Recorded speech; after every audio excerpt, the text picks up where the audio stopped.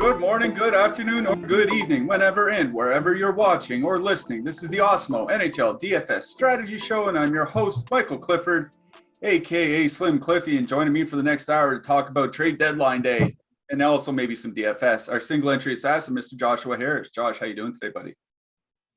Doing pretty well. The deadline's heating up here. I got to do what you do, though. Saturday night. After Saturday night, I don't hear from you until like right now. You like disappear from all social media on Sunday. I think it's a good disconnect. I have a hard time doing it. I tone it down on Sunday, but I think I just need to disconnect from everything on Sundays like you do. Yeah, it's something I picked up this year, like especially given the last 2 years, lots of time spent at home and cooped up or whatever. I found just getting away, like I'll still play DFS on Sunday. I'll check our projections and maybe load in a single entry into the $10, something like that. But generally speaking, computer's off. I'll watch TV. I'll watch some hockey. I'll watch some golf, maybe some movies I missed. I found just giving yourself that 1 day break really helps for the next 6 days when you're playing DFS every single day.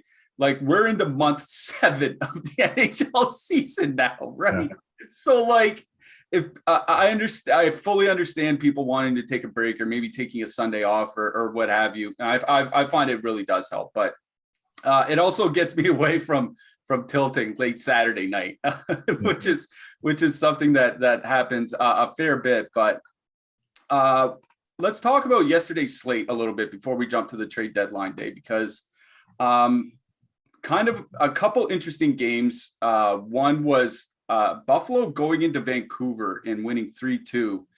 I don't know what's going on with Vancouver, but they seem to have like a really good 3 months or whatever once Bruce Boudreau got there. Not that they're, performing terribly of late, but, 3 losses in a row. They've lost 5 of 6. Trade deadline day, we got about, an hour left in the trade deadline, I think. Should Vancouver start shipping players out, I guess, is my big question here. Like, is it time for them to really give up on the season, and start getting, maybe trade Brock Besser, maybe trade JT Miller? What do you think? Yeah. I mean, they traded the one deal that they made that was nice. They traded Travis Hamonic to the Sens for a 3rd rounder, which is ridiculous because Hamonic was on waivers like a month before. No one claimed him. And then they got a 3rd rounder for him. But like, yeah, they should probably trade Garland. They should probably trade Besser. They should at least entertain trading Miller. I mean, we're obviously not the GM of the Canucks, but they went for it with the Alvin Ekman. Like, is he going to admit that he had a bad offseason and try to correct it? That's the big thing. These 200 hockey men ego boys, you know what I mean? Like, who knows? Yeah, I mean, who knows what happens? The Canucks do have, some new management, some new coaches, players, and everything. So, it was kind of a mid-season reset for them. We'll see if they do decide to start shipping some players out. Also want to talk about Dallas real quick. It seems like they haven't done a whole lot at the deadline just yet, but they got a couple goals out of Rope Hintz yesterday. That Dallas top line, we talked about it on the show lots of times, really up and down this season, hadn't really been performing that well over the last month. Jason Robertson had those back-to-back hat tricks or whatever, but that was about it. But they went into Washington. They didn't particularly look great, but Jake Ottinger played well and that top line played well. And I think it might be a good sign for them, coming down here in the final 5 weeks of the season. Yeah. I mean, even if this team makes the playoffs, they're probably not going to make too much noise anyway, but it's nice to see that Dallas top line getting back into it. That was the first time they scored in 3 games. At least they'll have a building block for next season. I don't know. They have a lot of needs they need to address on that team, a lot of injuries, a lot of old guys. So I don't know. They're kind of in transition, kind of like Winnipeg. Like if I was Winnipeg, I would just blow it up either now or in the offseason. I think the Stars would be wise to do that as well.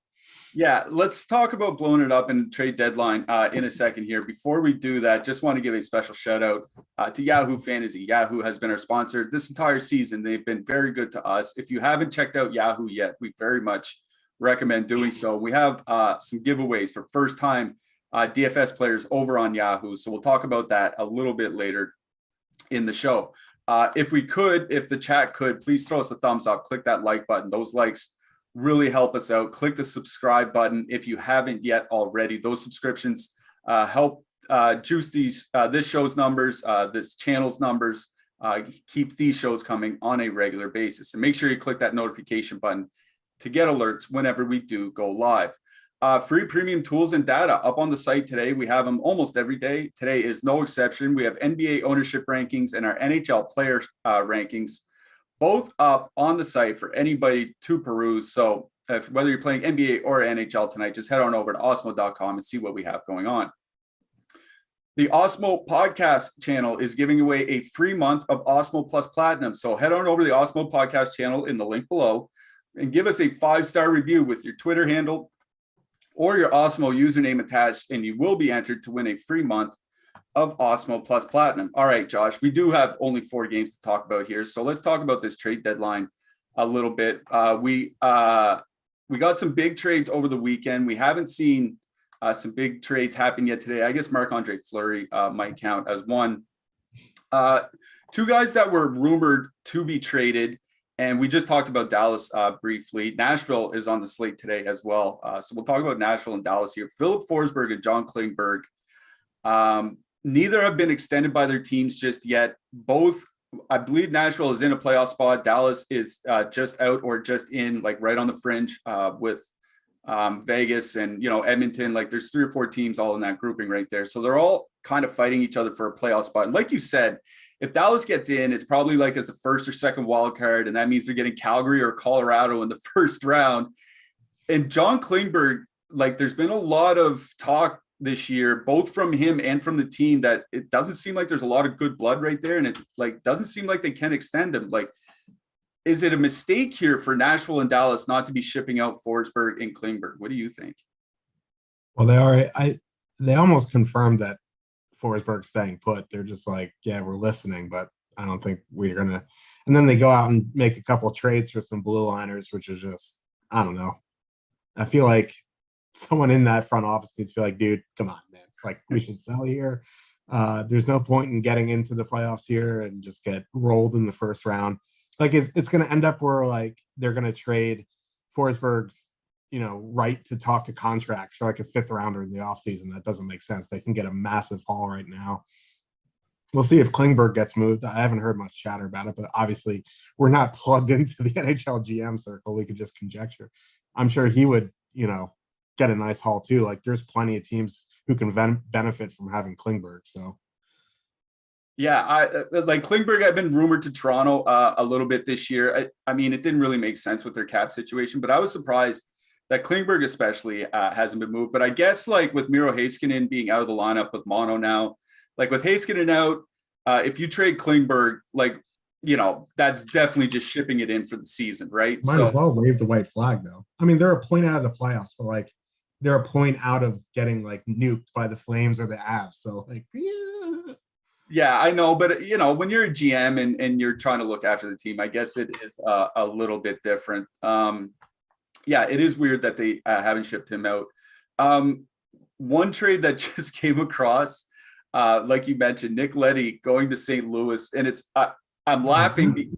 I'm laughing because I'm laughing because of the return, because we were talking in Discord earlier today. Matt Niehaus, he's one of the subscribers. You see him in YouTube chat here sometimes during the show. He asked how they could improve the blue line. And basically all I said was stop playing Marco Scandella, start playing Jake Wallman instead. The Blues trade Jake Wallman, Oscar Sundqvist, and a second-round pick for Nick Leddy. Nick Leddy had been showcased by the Red Wings over the last few weeks, playing like 23 minutes a night. Like, I'm laughing. I think Leddy can be a useful guy, but I'm laughing because we brought this up not even 2 hours ago about how Jake Wallman might be able to help out the St. Louis blue line if they would just give him a chance. And he's gone. Now he's gone to the Red Wings. What do you think about this one? Yeah, Niehaus is losing his mind in the Discord right now. But yeah, that seems a pretty egregious trade. I mean, it's one of those where like, oh, I get it. Like you want to go for it, but like I still wouldn't have made that trade. I would have put Jake Wallman on the top pair instead of Marco Scandella. Like, do these teams have analytics departments? Like, what is Doug Armstrong doing? I don't know, because it has been a few years since Marco Scandella has looked anything, and certainly not on the top pair. Like, you know, if Scandella was on the third pair, I think we could have a discussion here, but maybe that's why they decided to go get Nick Leddy. He's going to slide probably right into the top four, I imagine. Maybe that moves Marco Scandella down to the third pair. But again, it seems like a pretty big haul to give up for Nick Leddy, who has looked mostly cooked over the last 3 years. Like this is, you know, this isn't going to get a top pair defenseman. So, I mean, we'll see how that goes, but I think that's a loss for the Blues. Again, you know, as if they win a Stanley Cup, nobody really cares. So we'll definitely see how that goes. They ain't winning nothing with that goaltending. Yeah. The last trade I want to talk about, because it relates directly to the game that we have coming up first on the slate here tonight. Montreal traded Arturi Lehkonen to Colorado for Justin Barron and a second-round pick. Now, I've been on the Arturi Lehkonen train for many, many years now, and think he, at the least, is a very good defensive forward. I think he's added a nice offensive dimension to his game over the last couple of years. I think he's like he'll end up on the third line, I imagine, in Colorado. I think he could probably get up to the second line, even if there's injuries. And then Justin Barron is a pretty good prospect coming back the other way on the blue line from Montreal. I don't know, like, considering where both teams are, that seems like a fairly even trade to me, but maybe I just have my rose-colored Habs glasses on. What do you think here? You know what it is? Like, the Habs are shipping out all their defensemen. They fleeced Edmonton in the Kulak trade, which was hilarious, but they obviously have issues on their penalty kill. They need some penalty killing defensemen. They need to rebuild their blue line. So, like, I guess, you know, Colorado's smart saying, I want Lehkonen. You know, I'm sure the Habs are like, can you please take Jonathan Drouin? They're like, nah. So, like, yeah, it's fine. Like, as long as, you know, I would imagine they're going to use that second rounder on some blue line prospects. But like, if Justin Barron hits his ceiling here, I think it's going to end up being a pretty good trade. Yeah, I think it's one of those, especially where Lehkonen could be signed for fairly reasonably cheap next year. He's an RFA, he's not UFA, so he'll be around for at least another year. Yeah, I think it could be a good trade for both teams here. So let's talk about this game, actually, this very first game of the slate. Boston with a 3.5 implied goal total going into Montreal, the Montreal Canadiens have a 2.5 implied goal total. On the Montreal side, they've made some trades. Brett Kulak, you mentioned, got traded earlier. Arturi Lehkonen has just been traded as well. Brendan Gallagher is going to be out tonight with an illness. So, those are two pretty good forwards and a reliable defenseman out of the lineup here for Montreal. And their defensive numbers had started to improve over the last 2 or 3 weeks, but like they just lost three players out of the lineup. I think that's significant against this Boston lineup. With Lehkonen gone, we don't know exactly how they're going to line up. He was on the third line. Maybe they just move like Michael Pezzetta or Paul Byron up to take a spot, and then, the top 6 stays the same. That seems fairly reasonable. Probably stuff to play on both sides here, despite it being a tough matchup for the Habs. What do you think, Josh? Yeah, I was actually interested in that Lehkonen line. It's a very small sample, but that line in 27 minutes was creating over 4 expected goals per 60. They were going to get the third line of the second or third line matchups with the Bruins, which aren't great. Like that third line for Boston is just all smoke and mirrors right now. So I'm with you. I think Byron moves up here, but I don't know. I still think there's stuff you can go to the Montreal top line here, assuming it's Caulfield, Suzuki, Anderson. I prefer that to the second line of Pitlick, Hoffman, and Drouin. Even if like Suzuki gets the top line here, like it's Jared Studnicka and Jake DeBrusk, who just got an extension, assuming he doesn't get traded in the next 45 minutes. And of course, we talked about how like Marchand's numbers are really bad without Bergeron, and then he goes and scores, but like whatever. That's hockey. Yeah, that's hockey. It's variance. I'm a tout. It's all variance. But like the defensive numbers on that line aren't great. So I think there's some merits going back to Montreal 1 here. I think I'd rather play Montreal 1 than Montreal 2. We'll wait and see who moves up onto that third line, or they just, they move Drouin down or Pitlick down. Like we'll have to wait and see. But I'm gonna assume that top line stays together, and that is the line I'm interested. On the Boston side, I don't know, like Montreal's blue line or defensive numbers have gotten a bit better. They still have issues on the penalty kill. We'll have to see. Like Kulak was playing some pretty big minutes, so I would imagine that means more minutes for someone like, Corey Schneiderman or I don't even know how to pronounce his last name, but like Romanov, Petrie, Joel Munson are going to get in the 20s easily tonight. So I don't know. I see the ownership on Boston 1 here. It's pretty high, like Marchand coming in over 22%. You look down the second line, they're coming in over 20%. Like, I get it. Like, if you want to play Boston, I think that's fine. Like, especially in cash, like David Pastrnak is 7,300. I think he's a fine play. But I don't feel great about loading in chalk Bruins on a 4-game slate. It's just like without Bergeron, with David Pastrnak on a line with Eric Halla, like it just doesn't feel great. So I think if anything, I do some sort of power play stack for the Bruins. But if you need cheap fillers, I guess like Studnicka and DeBrusk is fine because they get top line minutes. But for me, Bruins power play, Montreal 1. Yeah, I think Bruins power play is a pretty good call here. The Montreal penalty kill, like I don't think we really have to sugarcoat it. Like it's awful. Over the last 6 weeks, second worst expected goals against in the league, 6th most goals against per 60 minutes in the league. And they're also taking a fair share of penalties, 6th most time shorthanded in the league in that span as well. So, they do have their top power play unit broken up across 3 different lines, which is, pretty frustrating. But I think on a 4-game slate, that can also work to your advantage as well, because it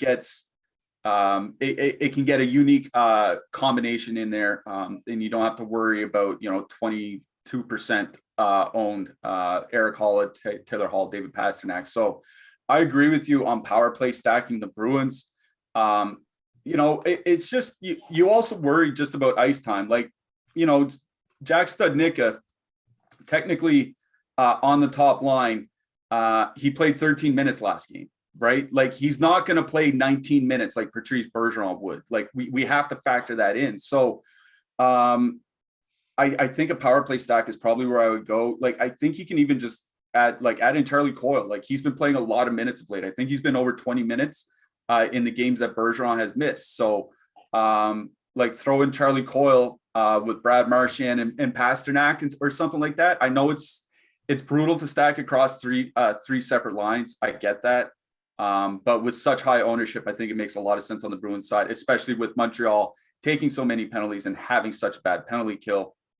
And not only that, we did mention like Marchand doesn't have good numbers without Patrice Bergeron. Like, yeah, he scored, but I think he's not going to score every game with Bergeron out of the lineup. So I think, 40% of the scoring chances without Bergeron as his center. So I think, one-offing Marchand, not really the way I would go. It would probably be in a power play stack or nothing.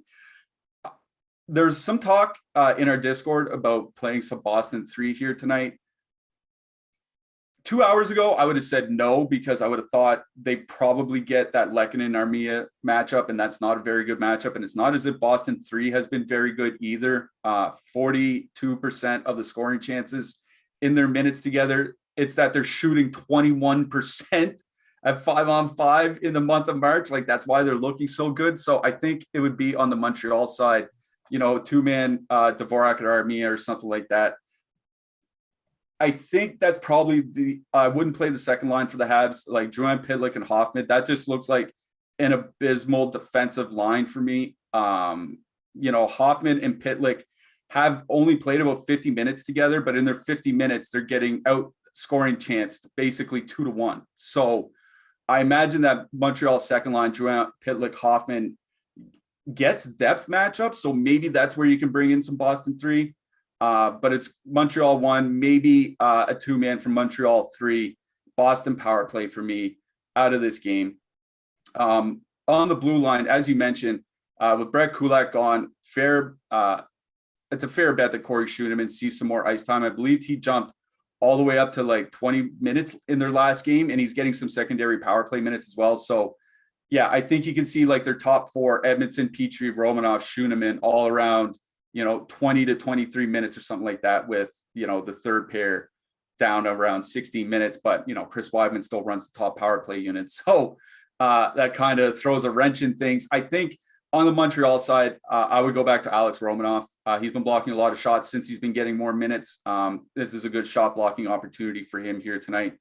On the Boston side, I see some really cheap defensemen here Charlie McAvoy's down under 5K. Brandon Carlo's a near punt price. Mike Riley's a near punt price. I think this is a really good spot to go for your cheap defenseman if you like them. What do you think? Yeah, I don't think Hampus is going to be in the lineup tonight. No, he wasn't he wasn't at practice this morning, so I wouldn't expect him. Yeah, Carlo at 2,600 is fine. I think, if you're doing power play, McAvoy at 4,700 is a really good price. Mike Riley, 2,700. Grizzly, 3,200. And I will say, Jake Allen on FanDuel is pretty much min price. So I think you got to consider him on FanDuel for 6,600. I think on DraftKings too at 7,200, you got to consider him, but especially on FanDuel, where 6,600 salary for really frees up a bunch, especially considering how tight FanDuel pricing has been. Yeah, I agree with that. Don't mind Allen, like you said on DraftKings. I have him circled down as one of my potential goalies here tonight. So yeah, definitely don't mind that. Couple trades while we were breaking that down. Couple playoff teams bolstering their bottom 6. Johan Larsson to the Caps for a 3rd rounder. Andrew Cogliano to the Avs for a 5th rounder. I don't mind Cogliano. I mean, he can play on the 4th line, kill penalties, that kind of stuff. They definitely need help in their bottom 6. Colorado does. So I like him. Johan Larsson, I think, is a really underrated player. I wonder if that's related to like any injuries or lingering effects from Lars Eller. Like he's been missing some time of late. Definitely gives him some insurance down there on that 3rd line. I kind of like Larsson. I don't think he will do a lot for fantasy playing 3rd and 4th line minutes, but I think it's a good real world pickup. What do you think? Yeah. I mean, bunch of, these are expecting, let's collect my thoughts here. A couple of playoff teams looking to make some deep runs, getting some reliable bottom 6 players is always a good thing for playoff teams. So yeah, I agree with that. Depth in the playoffs is very, very important. Get access to all the great Awesemo Plus tools and content for nearly every DFS sport out there with an Awesemo Plus weekly pass for $29.95. This includes full access to all the premium content and tools on Awesemo.com, including player projections, ownership projections, our top stacks, our lineup builder, and a whole lot more. Of course, if you're only looking to play NHL DFS, then you can sign up for one of our Awesemo Plus NHL packages for as low as $3.95 a week. Please note that Fantasy Cruncher is an add-on and can be easily added onto these packages at checkout, but it is not included in our base package. However, it is a very valuable addition to the DFS arsenal of those looking to multi-enter contests. So stop guessing, start winning, and join Awesemo Plus today. All right. This next game is an absolute doozy. We got Vegas going into Minnesota. Vegas has a 3.0 implied goal total. Minnesota has a 3.5 implied goal total. Minnesota has been making some trades, wheeling and dealing here today. They went and picked up Marc-Andre Fleury. He's not expected to start tonight. Cam Talbot will be starting for Minnesota, but Fleury will be backing up Cam Talbot here tonight. They traded Kaapo Kähkönen, their other goalie, to San Jose. Vegas, however, they were missing both Jack Eichel and Alex Pietrangelo at morning skate here today. Petro, like we've seen him take some maintenance before. I'm not super concerned about that. I'll go look up to see if anything has changed in his status. Jack Eichel is probably the one to worry about. I think in their last game, he had to stop taking faceoffs because his wrist is in so much pain. So that worries me when, a guy that we could rely on for, 3 to 4 shots a game, maybe 30, 35 goals or whatever, has wrist injury problems. So while you're breaking this down, I'm going to go look to see if there's been any updates since we've hit the air on Eichel or Pietrangelo. But at the very least, it looks like Nick Hague is going to miss tonight's game as well. So could be some big injuries here for Vegas. What do you think, Josh? Yeah, and there's some heavy rumors that the Vegas is going to ship out Evgeny Dadonov today, so he might not be in the lineup either. So Wilder at home, that checking line has been awesome, both defensively and offensively recently. They're going to shut down whoever the top line is going to be. So that's going to free up, Hartman, Zuccarello, Kaprizov to get second, third line matchups. And if these guys are out, the depth of Vegas is going to be pretty bad here. So, I'm in on Minnesota 1 here. They're coming in at 10, 11%. And again, the last short slate, they were under-owned. They were under 10%. So if I can get the Minnesota 1 against, Vegas depth matchups right now, 10%, I'm in on them. If you want to go to Vegas or Minnesota 2, I guess that's fine. They're going to be a pretty popular filler, I think, with Colorado 1 or Edmonton power play. So I'd much rather just go to Minnesota 1 here for some, lower ownership and a better line. So, and I wish Joel Eriksson Ek was on the power play because this is a really good spot for them. The problem is Minnesota's going to double defensemen on both power play units, and I hate that. Especially Goligoski being up there. Spurgeon's fine. I don't know why Goligoski's on the top power play unit, and then Brodin and Dumba on the second unit. You would think they would find some power play time for Joel Eriksson Ek, but no. So yeah, I'm in on Minnesota 1. It's my favorite line on the Wild. You want to go to Minnesota 2, that's fine. Just be aware, it's going to be a popular filler with Colorado or, Edmonton power play or Boston. Just, I don't think you need a full stack, but I'm going to be in on Minnesota 1 if this ownership stays the same, because 10% on a 4-game slate against depth of Vegas, I'm in. On the Vegas side, even if Eichel's in, I'm out on that top line coming in at double digits against Joel Eriksson Ek. That's going to be a no thank you. If Eichel's out, I would assume Carlson slots into center and they move up someone like Nick Roy or Matthias Janmark, and I'm still out on them. And there just isn't much depth that I like anyway. If anything, you throw in a little bit of a power play stack because Minnesota's penalty kill is not great, but with all these injuries and players could be on the move, we just don't know who's going to be on power play 1 right now anyway. So I might just be completely out on Vegas, at least from the winger standpoint. Yeah. I'm looking at Ben Gotts. He's a beat writer for Vegas covering the Golden Knights. He thinks that Eichel and Pietrangelo are going to play tonight. So it's basically just kind of maintenance for them, but Hague, yeah, he's going to be out. So yeah, I expect Eichel to play tonight, not confirmed or anything like that, but it certainly does look good for him. But like you said, they're going to go into Minnesota and get that Minnesota third line. And we were talking about them in the Discord earlier. In the month of March, they've played about 65 minutes together. They're allowing 8 scoring chances against per 60 minutes. Like, I think the league average is somewhere around 24, 23 or something like that.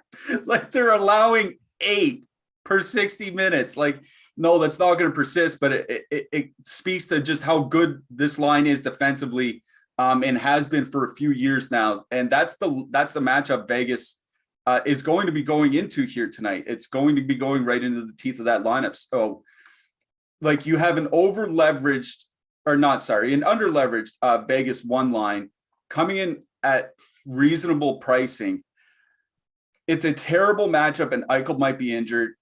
I understand the ownership play on playing Vegas one here tonight. Like, they're probably going to come in much lower owned than their top 2 percentage. But I also wonder, like, if Eichel is really hurt, this team really hasn't looked good. They've been fighting for their playoff lives for like a month now. Like, going into that Minnesota 3 matchup, just one of the worst matchups in hockey. Like, there's more than enough reason not to play Vegas one here tonight. So I am out on them. Down to Vegas 2 is where things get interesting here, because the Minnesota top line has started playing better of late, but they do.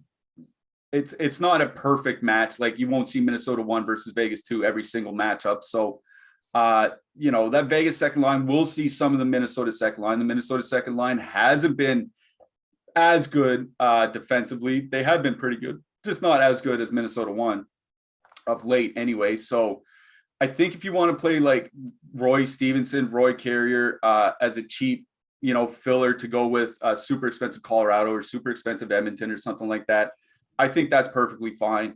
I would honestly probably just stick. That's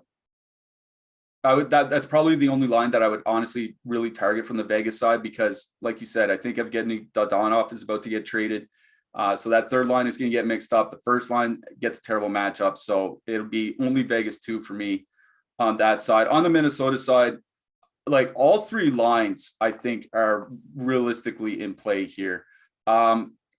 I think the top line makes an interesting stack because they have, like, we have talked about how they've been up and down basically for the last few months. They've been a lot more up of late, controlling 64% of the expected goals in their last 100 minutes. Going into that Vegas second and third lines, that have been depleted of late, I think makes a very good matchup for Minnesota 1. So I agree with you. Minnesota 2, also just fine. The problem with both these lines here is Vegas, like, the Vegas penalty kill is typically very, very good. They've still been pretty good at 5-on-5. Like, the Vegas penalty kill has fallen off a bit of late, but they don't take many penalties. And Minnesota has changed up their power plays, right? They have 2 defensemen on both power plays. And not all the time, but generally speaking, a 2 defenseman power play will produce fewer goals than a 1 defenseman power play.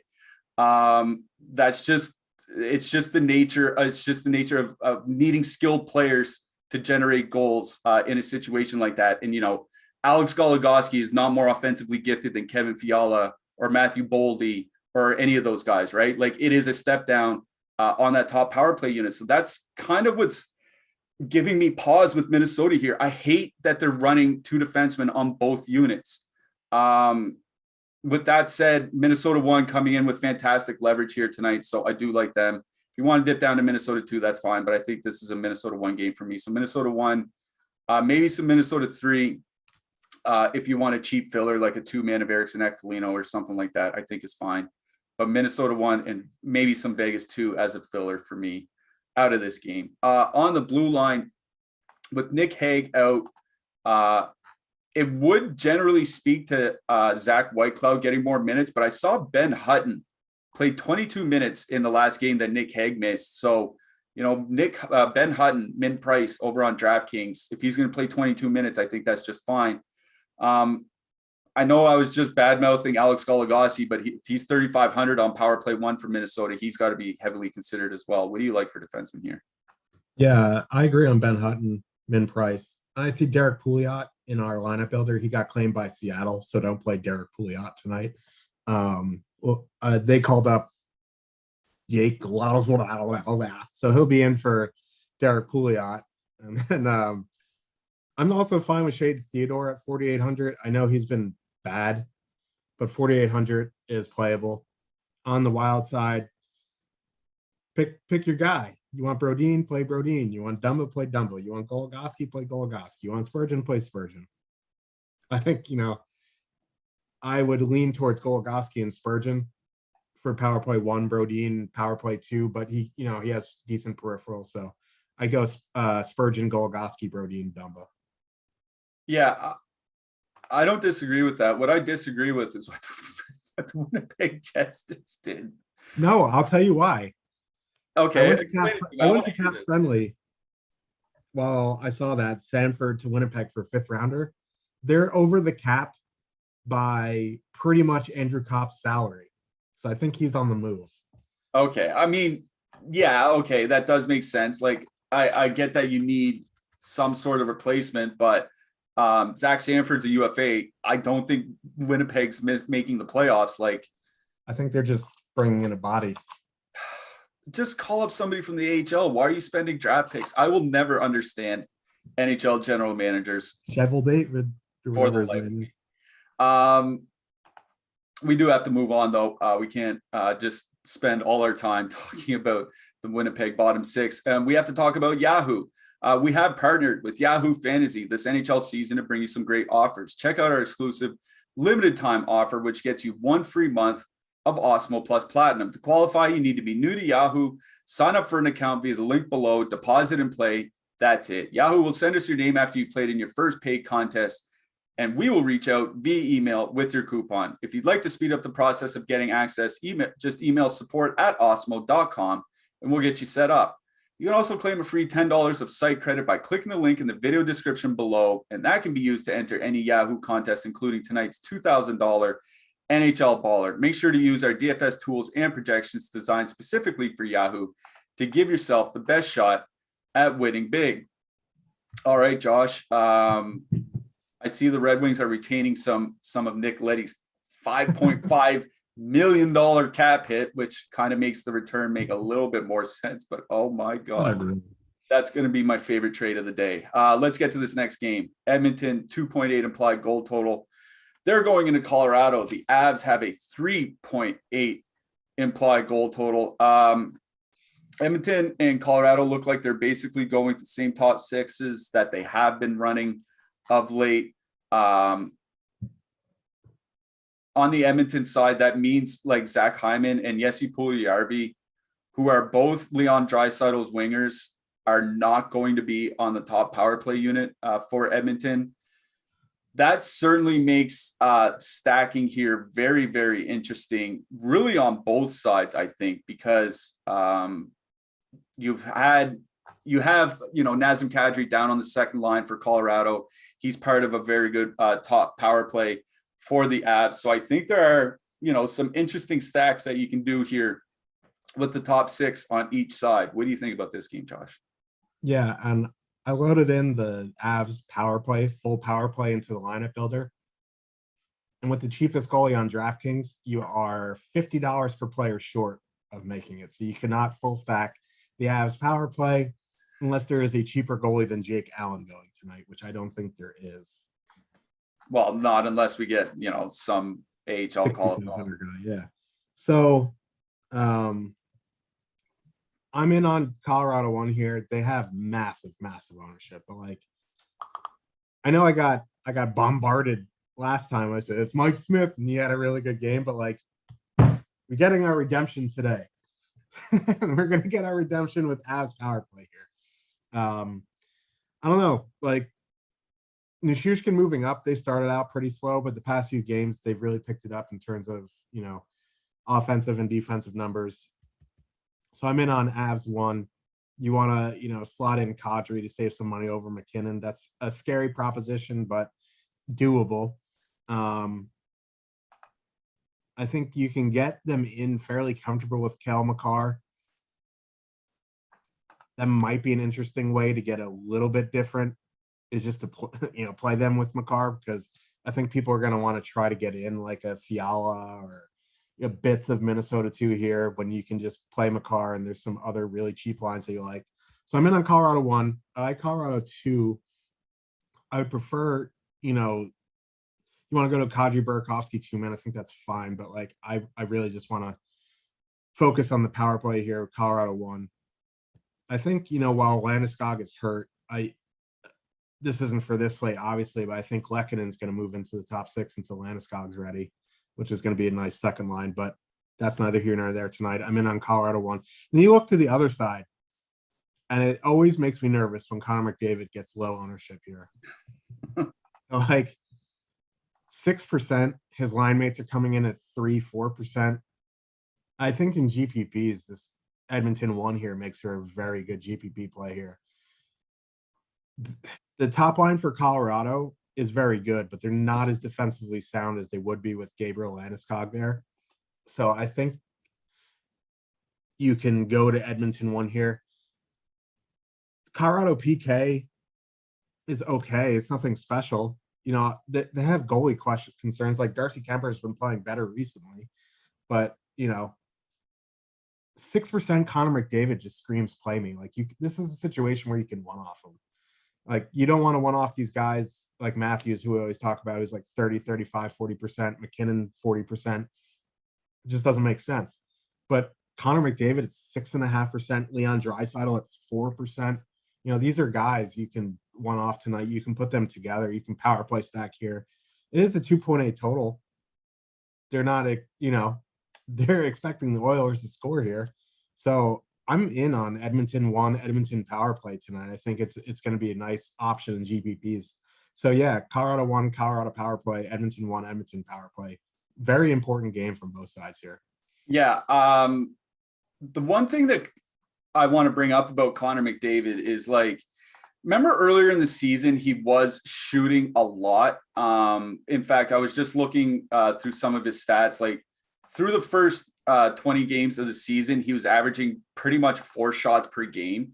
That fell off as the season wore on a little bit later. If you look at his numbers, just after January going into February, he had a stretch where he's, sitting around 3 shots per game, 3 to 3.5. He's over 4 shots per game over his last little stretch here. I would, going back a month, back to February, he's at about 4.3 shots per game, and that's just an absurdly high floor.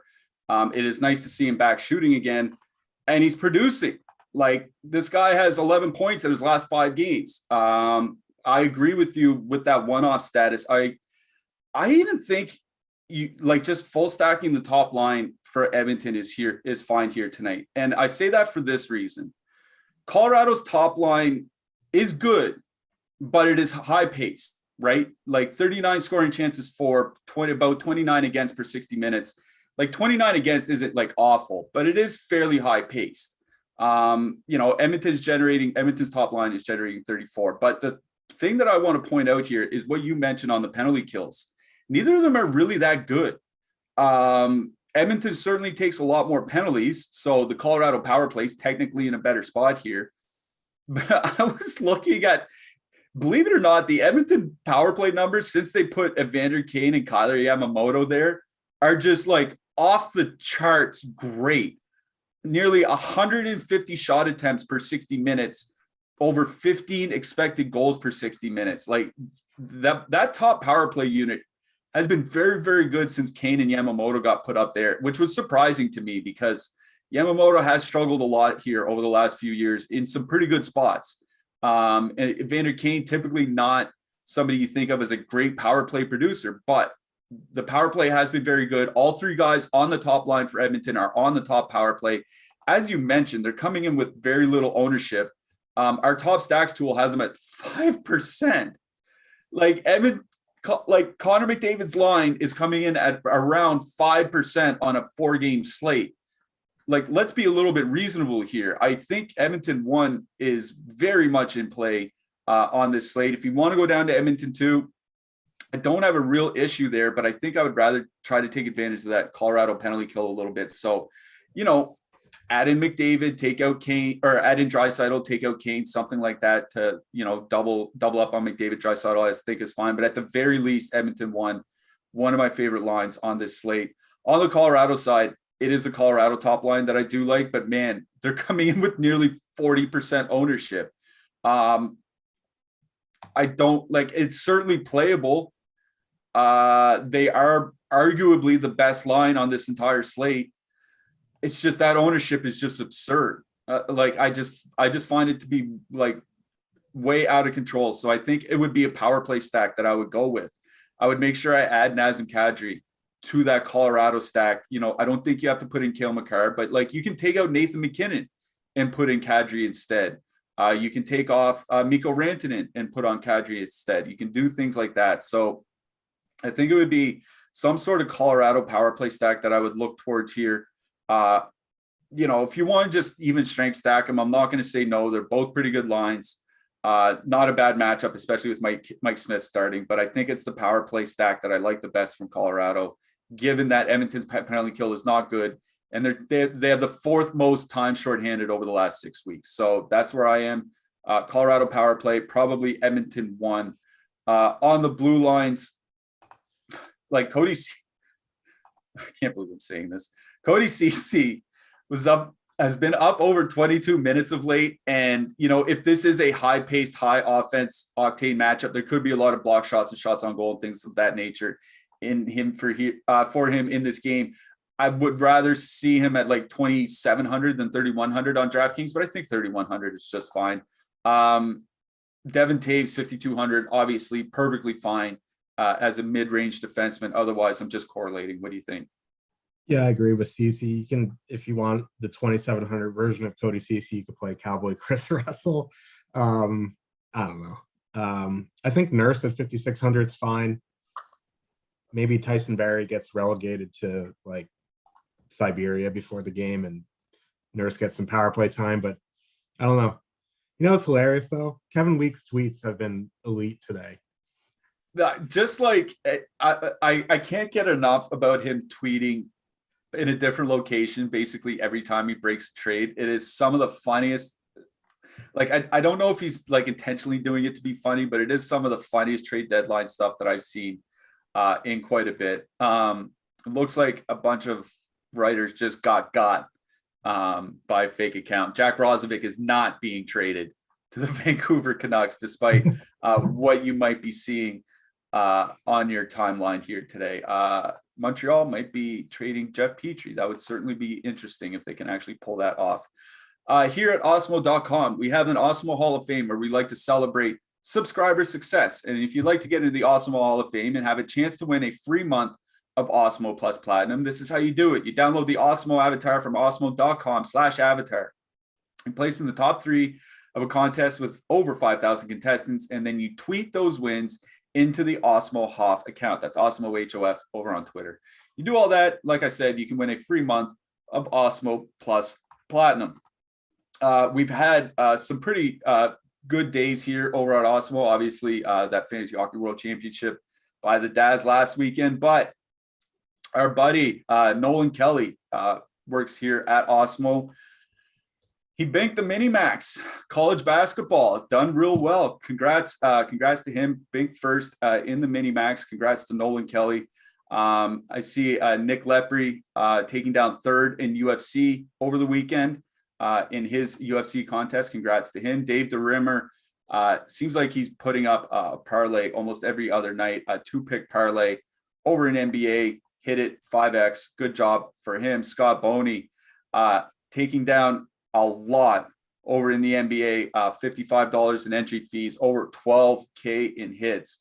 Lots of single entry and 3 max stuff over on FanDuel. Congrats to Scott Boney. And finally, Brendan from Buffalo taking down a 4-leg parlay as well. So whether some parlays or some DFS hits, really good stuff over the weekend for college basketball and NBA. All right, I see you clapping. What happened, Josh? Rangers traded for Kopp, and they're working on trading for Tyler Mott. That would actually change their lineup quite a bit.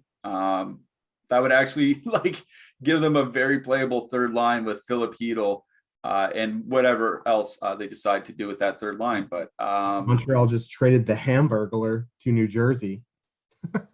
okay. Schnar. Yeah, I was surprised he was still on Montreal. Yeah, good trade, good pickup by the Rangers of Andrew Kopp. I'd like to see how he does there. Coming up after us, Locks Before Lock, our NBA prop betting show, coming up at 4:30 Eastern with Eric and Ben, and they're going to be followed by the NBA double dose of the deeper dive and Live Before Lock after that. So lots of NBA stuff coming up after us. All right, Josh, let's get to this last game. We have Nashville with a 3.1 implied goal total. They're going into Anaheim. The Ducks have a 2.5 implied goal total. The nice thing is we got some sort of expectation of what we could see with Hampus Lindholm out of the Anaheim lineup. Obviously, he got traded over the weekend. He didn't play in their last game. They held him out, anticipating a trade. In that game, Cam Fowler played over 25 minutes. Kevin Shattenkirk was up near 24. Andre Schuster, over 20 minutes? What? More than Jamie Drysdale? All right. So there could be some different guys getting some big minutes for Anaheim here tonight. On the Nashville side, just not a whole lot to speak of. We thought Philip Forsberg may be traded, but it doesn't look like he's going to be going anywhere. This looks like a mess on the Anaheim side because they Rickard Rakell being held out, expected to be traded. They picked up Jerry Mayhew off waivers. In their last game, I believe in the second half of the game, they went to a line of Trevor Zegras, Troy Terry, and Derek Grant, which would leave them without a second line. I don't know, man. Like, we never get Anaheim lines. So if they do, if it's something different than Comtois, Henrique, and Terry, we are not going to know until warmups, I assume. It does bother me a lot that they went to different lines last game and stuck with different lines for the rest of the game. I really want to play Comtois, Troy, Terry, and Adam Henrique, but like I said, could be pretty risky here tonight. What do you think of this game, Josh? Yeah. Assuming Lundestrom doesn't get traded, which is I guess we'll find out in the next 10, 15 minutes. Him, Sam Steele, and Vinny Lettieri are going to get that Nashville top line. And assuming Comtois, Henrique, Terry are aligned, they're going to get second and third line matchups of Nashville, and they're fully correlated on the power play, and they're very cheap tonight, and they're coming with reasonable ownership. Like, they check all the boxes tonight. The problem is we just don't know if they're going to be aligned. But that is the line on the Ducks that I want to play. You know, they're 10-5 on DraftKings to stack. They're fully correlated. We've talked ad nauseum about Nashville's penalty kill woes this season. They're going to avoid the top line. Now, that third line for Nashville has been pretty good, but they're league average defensively. So, I mean, I'm in on the Ducks top line here, assuming they're together. We'll have to wait and see if Raquel gets traded. If he doesn't, he could be in the lineup tonight. We just don't know what's going on with the Ducks, and we won't know until 9:30 p.m. Eastern when they take the ice. So all I can do is make some assumptions that Comtois, Henrique, Terry can be together. So I'm in on that line. On the Nashville side, just like the Nashville penalty kill is bad, the Ducks penalty kill is also bad. So I'm in on Nashville 1. Could be another Yossi night. He's on pace for 100 points this season, which is the best since Buffalo coaching legend Phil Housley, who's also a pretty good defenseman. But yeah, so I'm in on Nashville 1, Nashville power play. Even one-offing Yossi tonight, I think, is pretty cool. That second line doesn't do too much for me. If you want to add in Granlund for a cheap guy on power play 1, sure, but I'd much rather go to Nashville 1, Nashville power play. Yeah, just want to say I'm looking at the Iceman, Eric Stevens' timeline. He said it was an extremely optional skate this morning. So, yeah, we're not going to get any Anaheim updates until the game starts. And that is very frustrating because that Terry, Henrique, and Comtois line had been very good of late. In 70 minutes in March together, in 70 minutes at 5-on-5, 40 scoring chances per 60 minutes at 5-on-5. Like, they could be really, really good here. The problem is that Anaheim game is the last game of the night. If there is some sort of line change, like you're completely toast. Like you have to just squeeze in whatever you can actually afford. So I do like Henrique, Terry, and Comtois as a line here tonight for Anaheim. It's just we don't know if they're actually going to be aligned. So it's up to whether people want to risk it or not. This is a good line that would probably have a reasonably good matchup against Nashville here tonight. It's just we don't know if they're going to be together. And, you know, if they, like I said, if they do change up, they're the last game of the slate, you'll just have to stuff in some line that that you can afford and not necessarily a really good one. So just beware with that. Other than that, like I'd have no interest in Anaheim. Like I can't see, unless it's like Milano, Zegras, and Terry or something like that, I can't see them putting together a line that I would be interested in. So that would basically be the only way I have interest in the Ducks forwards. On the Nashville side, really do like the top line here tonight. This team just lost their best defensive defenseman. They're going to be without Rickard Rakell, who's one of their top wingers. They still have injuries, like, you know, Ryan Getzlaf is still out of the lineup. You talk about their penalty kill. The penalty kill definitely bottom 10 in the NHL, you know, nearly bottom 10 by time shorthanded as well. That Nashville top line, all skates on the power play together. So yeah, I do like Nashville 1 here in this game. Nashville 2 doesn't really interest me that much. They're very slow pace, only 19 scoring chances generated per 60 minutes in the month of March. That's not very good. So I think if you want to go for some Nashville depth, it's back down to the third line, like a 2-man of Sissons, Jeannot, Sissons, Trainin, something like that. Probably Jeannot. Jeannot's been playing more than Philip Forsberg of late. So, sorry, more than Ryan Johansson of late, about the same as Philip Forsberg. So again, if you want a 2-man Sissons and Jeannot or something like that, perfectly fine. But I do like Nashville 1. On the Anaheim side, like I said, if we can get some Comtois, Henrique, Terry confirmation, I would play that. Until then, I would have to be out. On the blue line, I don't know what you want to do with Roman Josi. Like he is eminently playable again here tonight, I think. With Cam Fowler moving up to the top power play unit, probably playing like 25 minutes, I think he's, you know, now that they're pricing the Anaheim defensemen where they should be, perfectly fine with using Fowler for 3,500. What do you think? Yeah, I don't know why people are so mad about Roman Josi being, you know, 20% at 8,200. A few years ago, we were playing prime Brett Burns at like 8,800, and he was like 30% owned. So, like, yeah, Yossi's more than fine here. And I agree with you on Fowler or Shattenkirk. Drysdale's under 3K, but I'd rather just play Fowler, Shattenkirk, or punt with Andre Schuster. I don't know. I can't imagine that he's going to get, you know, 20 or 21 minutes again here tonight, but I have been surprised before. All right. Rangers just traded for Tyler Mott for a 4th rounder. That's not bad. That's some good depth for a playoff run. We do got to get out of here though, Josh. Got to go watch some other trades trickle in here tonight. Whoa. The Canes decide Kotkaniemi to an 8-year extension. Oh yeah, that had been rumored for a while now though. Yeah. It's like Wow. $5 million a season or something like that. Yeah. Kevin Weeks is in the bathroom breaking it with a cone on his head or something. I don't know. All right, Josh, I'm going to ask you for your hat trick picks and your goalies here for tonight. I had Troy Terry written down, but, you know, again, if we don't know what line he's going to be on, it's kind of tough to pick him as a hat trick pick here tonight. So I'll play it a little bit safer and go with Ryan Hartman. My goalies, Cam Talbot, John Gibson, Jake Allen, if you really need to save some money. What do you think? Yeah, I like Jake Allen as a cheap option. Talbot makes some sense. I don't know. Yeah, Gibson, if you want to spend up, I think Swayman's the option. My hat trick pick is gonna be Connor McDavid. Let's go. All right, I like it. Let's just cut the crap and get right to it. Connor McDavid and Ryan Hartman, your hat trick picks for tonight. I'm also going to say possibly Troy Terry, assuming that they don't nuke their lineup. All right, we are out of here. Good luck tonight, everybody. Enjoy the rest of trade deadline day. We will be back with a show tomorrow. Until then, for producer Mike, for our single entry assassin, Mr. Joshua Harris, I'm Michael Clifford saying, I'm going to miss you, Arturi Lehkonen. You stay classy.